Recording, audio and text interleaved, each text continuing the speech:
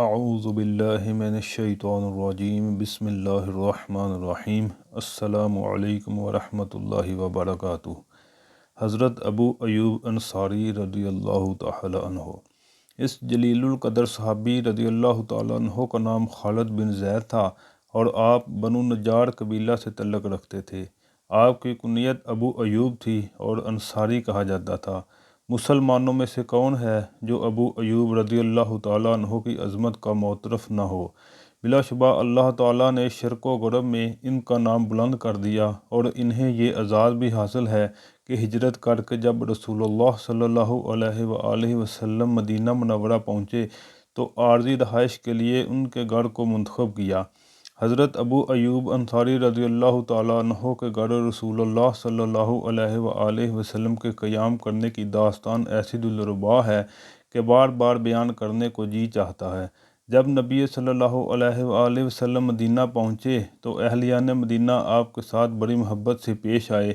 وہ آپ سب کے لیے چشم براں تھے۔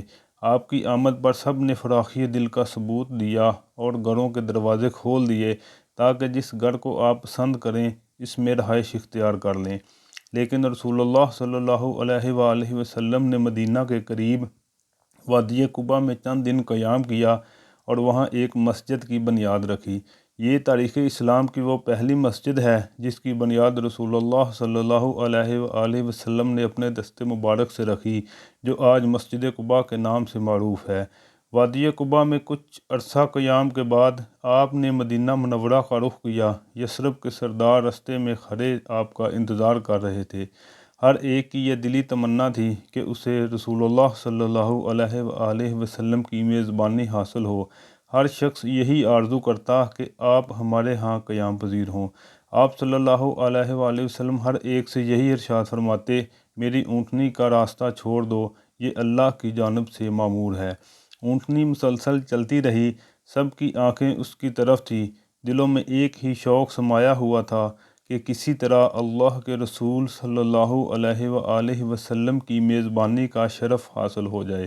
جب اونٹنی ایک گھر کے سامنے سے گزر جاتی تو اس گھر والے غمگین ہو جاتے اور اس سے اگلے گھر والوں کو امید نظر آنے لگتی، لیکن وہ مسلسل چلتی رہی۔ لوگ بھی اس کے پیچھے رواں دواں تھے۔ ہر ایک کے دل میں یہ شوق بھی تھا کہ دیکھیں اونٹنی کہاں بیٹھتی ہے۔ ہوا یہ کہ اونٹنی حضرت ابو ایوب رضی اللہ تعالیٰ عنہ کے گھر کے سامنے کھلی فضا میں بیٹھ گئی، لیکن اللہ کے رسول صلی اللہ علیہ وآلہ وسلم اس سے نیچے نہیں اترے۔ اس نے دوبارہ چلنا شروع کر دیا۔ اللہ کے رسول صلی اللہ علیہ وآلہ وسلم اس کی لگام تھامے ہوئے تھے اور وہ جلد ہی دوبارہ اپنی پہلی جگہ پر بیٹھ گئی۔ اس پر حضرت ابو ایوب رضی اللہ تعالیٰ عنہ کا دل خوشی سے باغ باغ ہو گیا اور اللہ کے رسول صلی اللہ علیہ وآلہ وسلم کو خوش آمدید کہا اور اتنے خوش ہوئے جیسے دنیا کے خزانے ہاتھ لگ گئے ہوں۔ آپ کا سامان اٹھایا اور اپنے گھر کی طرف چل دیے۔ آپ رضی اللہ تعالیٰ عنہ کا گھر 2 منزلہ تھا۔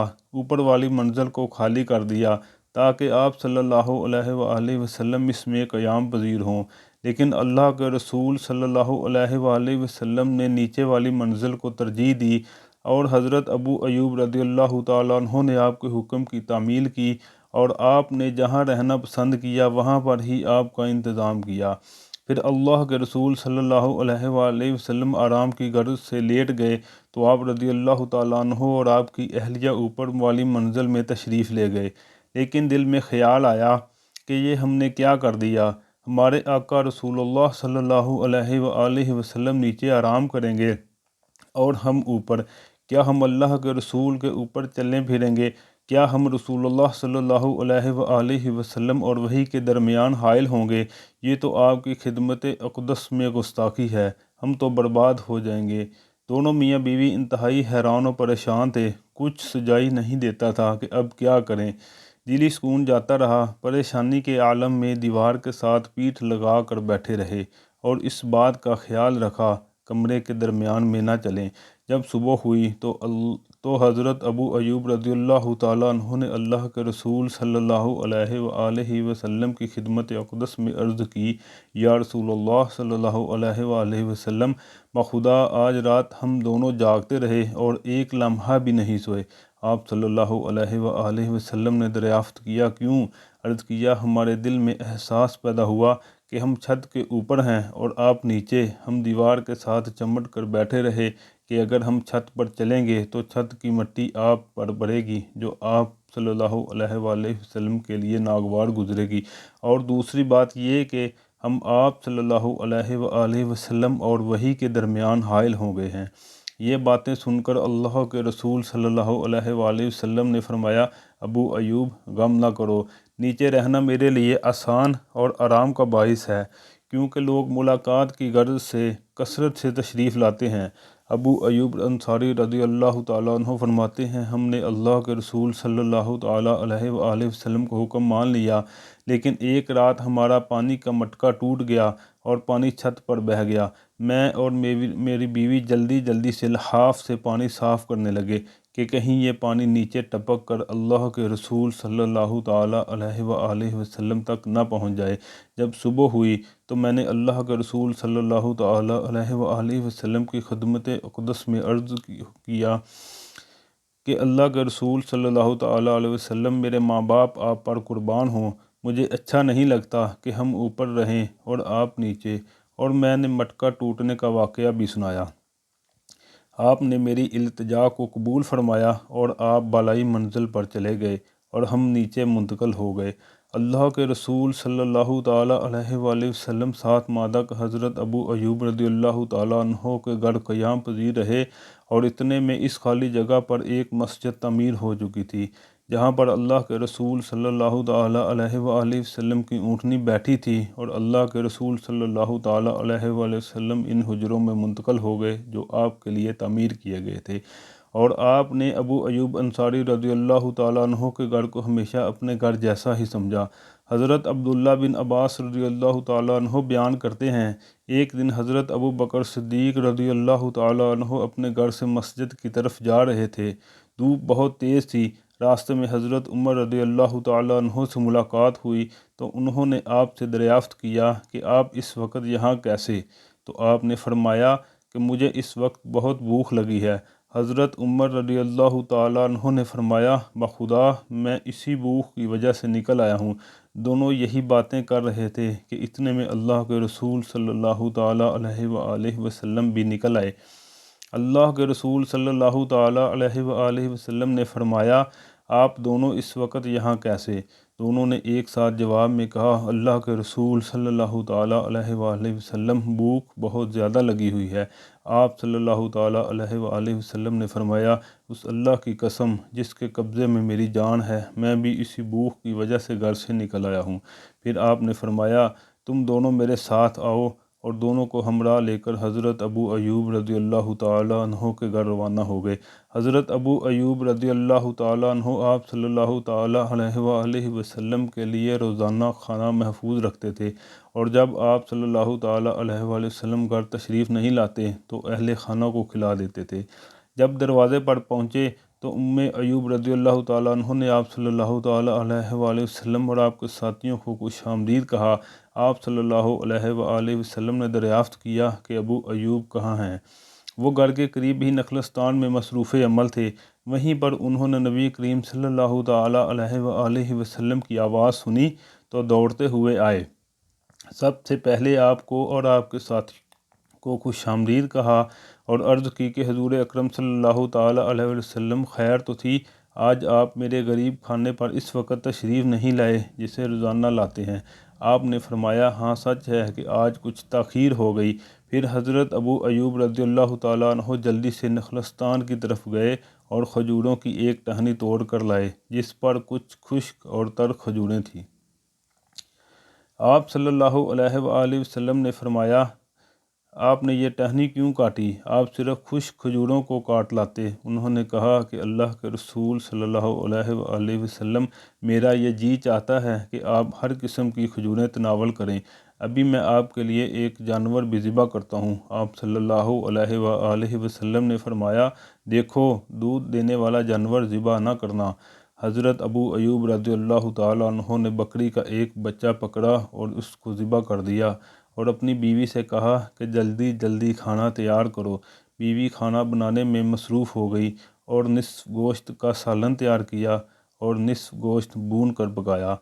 جب کھانا تیار ہو گیا تو اللہ کے رسول اور آپ کے ساتھیوں کے سامنے کھانا لگا دیا گیا۔ سب سے پہلے آپ صلی اللہ علیہ وآلہ وسلم نے ایک گوشت کا ٹکڑا روٹی پر رکھا اور ارشاد فرمایا، ابو ایوب، یہ میری بیٹی فاطمہ کے پاس لے جاؤ، کتنے دن سے اسے ایسا کھانا نصیب نہیں ہوا۔ پھر سب نے مل کر کھانا تناول کیا۔ آپ صلی اللہ علیہ وآلہ وسلم نے یہ نعمتیں اپنے سامنے دیکھ کر ارشاد فرمایا، روٹی، گوشت، تر اور خشک کھجوریں، یہ الفاظ کہے اور آپ کی آنکھوں سے آنسو جاری ہو گئے اور ارشاد فرمایا، اللہ کی قسم جس کے قبضے میں میری جان ہے، یہی تو وہ نعمتیں ہیں جن کے بارے میں تم سے قیامت کے دن سوال کیا جائے گا۔ جب تم کو کوئی ایسی نعمت ملے تو شروع میں بسم اللہ اور کھانے کے بعد ان الفاظ سے اللہ کا شکر ادا کرو۔ ترجمہ: ستائش ہے اس اللہ کی جس نے ہمیں سیر کیا اور ہم پر اپنا انعام و فضل کیا۔ بعد ازاں رسول اللہ صلی اللہ علیہ وآلہ وسلم نے فرمایا، ابو ایوب سے کہو کہ کل ہمارے پاس آنا۔ ہم آپ صلی اللہ علیہ وآلہ وسلم کی یہ عادت مبارک تھی کہ جب کوئی آپ سے حسن سلوک سے پیش آتا تو آپ اس کا بہتر بدل دیتے، لیکن حضرت ابو ایوب رضی اللہ تعالیٰ عنہ کو یہ بات سمجھ میں نہیں آئی تو حضرت عمر رضی اللہ تعالیٰ عنہ نے بتایا کہ اللہ کے رسول صلی اللہ علیہ وآلہ وسلم نے حکم دیا ہے کہ کل ہمارے پاس آنا۔ تو حضرت ابو ایوب رضی اللہ تعالیٰ عنہ نے کہا کہ آپ کا حکم سر آنکھوں پر۔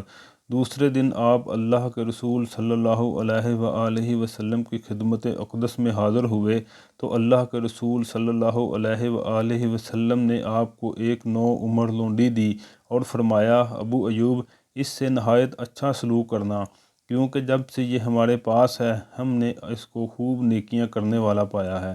جب ابو ایوب رضی اللہ تعالیٰ عنہ گھر واپس تشریف لائے تو آپ کے ساتھ وہ لونڈی بھی تھی، تو آپ کی بیوی نے دریافت کیا کہ یہ کون ہے؟ تو آپ نے بتایا کہ اللہ کے رسول صلی اللہ علیہ وآلہ وسلم نے ہمیں بطور تحفہ عطا کی ہے۔ تو آپ کی بیوی نے کہا کہ تحفہ دینے والے کتنے عظیم اور تحفہ کتنا عمدہ ہے۔ آپ رضی اللہ تعالیٰ عنہ نے یہ بھی بتایا کہ اللہ کے رسول صلی اللہ علیہ وآلہ وسلم نے ہمیں اس کے ساتھ بہتر سلوک کرنے کی تلقین کی ہے۔ تو ان کی بیوی نے سوال کیا کہ ہم کیا کریں اور اللہ کے رسول صلی اللہ علیہ وآلہ وسلم کی وصیت پر کیسے عمل کریں؟ حضرت ابو ایوب رضی اللہ تعالیٰ عنہ نے کہا کہ میرے خیال میں تو اللہ کے رسول صلی اللہ علیہ وآلہ وسلم کی وصیت پر اسی طرح عمل ہو سکتا ہے کہ ہم اس کو آزاد کر دیں۔ وہ بولیں، آپ نے بالکل درست کہا ہے، اللہ تعالیٰ آپ کو توفیق دے تو آپ اس کو آزاد کر دیں۔ پھر اس کو آزاد کر دیا گیا۔ یہ تو ابو ایوب رضی اللہ تعالیٰ عنہ کی امن کی زندگی کا ایک درخشاں پہلو ہے۔ اگر زمانہ جنگ میں آپ کے بعض پہلوؤں کا ذکر کریں تو آپ حیران رہ جائیں گے۔ حضرت ابو ایوب رضی اللہ تعالیٰ عنہ زندگی بھر غازی بن کر رہے۔ آپ کے بارے میں یہ بات مشہور تھی کہ اللہ کے رسول صلی اللہ علیہ وآلہ وسلم کے زمانے سے لے کر حضرت امیر معاویہ رضی اللہ تعالیٰ عنہ کے زمانے تک آپ ساری جنگوں میں شریک رہے۔ آپ کی آخری جنگ وہ ہے جس میں حضرت امیر معاویہ رضی اللہ تعالیٰ عنہ نے اپنے بیٹے کی قیادت میں ایک لشکر قسطنطنیہ روانہ کیا۔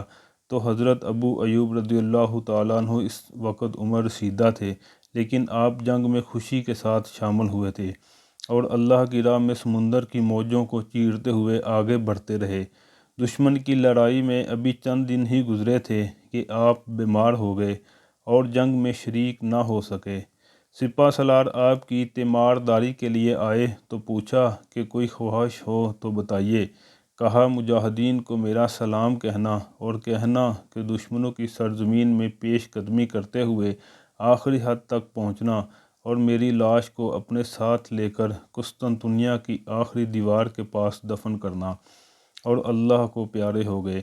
مجاہدین نے ان کی تجویز پر عمل کیا اور دشمن سے آخری حد تک لڑتے رہے اور کامیاب ہو گئے، اور حضرت ابو ایوب رضی اللہ تعالی عنہ کا جسم خاکی ساتھ اٹھائے ہوئے تھے اور ان کو قسطنطنیہ کے قریب ہی دفن کر دیا۔ اللہ تعالی حضرت ابو ایوب انصاری رضی اللہ تعالی عنہ پر رحم کرے۔ آپ نے اللہ کی راہ میں آخری دم تک جہاد کیا۔ سبحان اللہ